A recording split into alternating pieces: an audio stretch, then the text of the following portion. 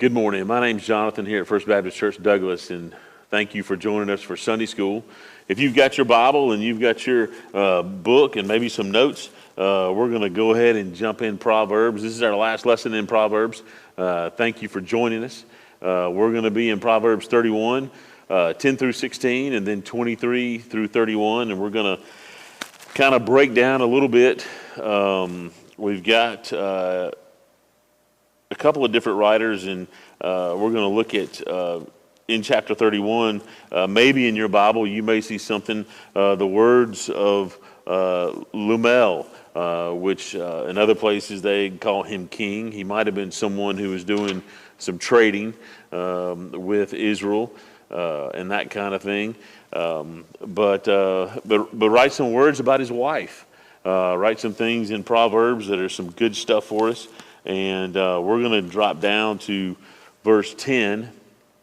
And you might have heard some of these verses before, or some similar to this. And we're going to go ahead and jump right in. And one of the things, kind of the point of our lesson is, God recognizes those who faithfully demonstrate his wisdom in their lives.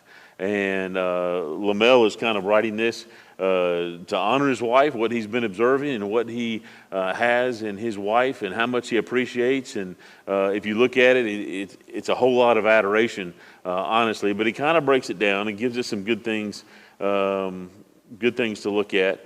Let's go ahead and start on verse 10. It says, "Who can find a virtuous woman?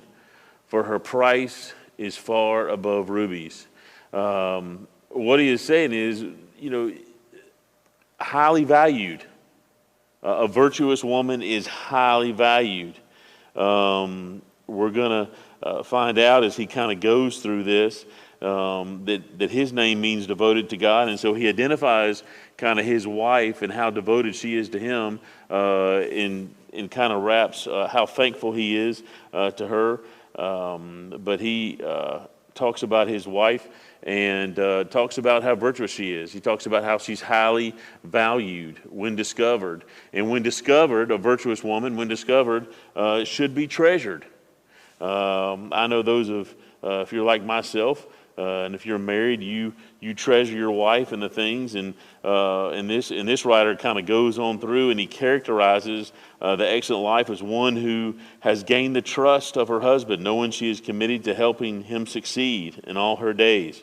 The question doesn't necessarily suggest such a wife is rare, but she's to be highly valued when discovered in verse 10.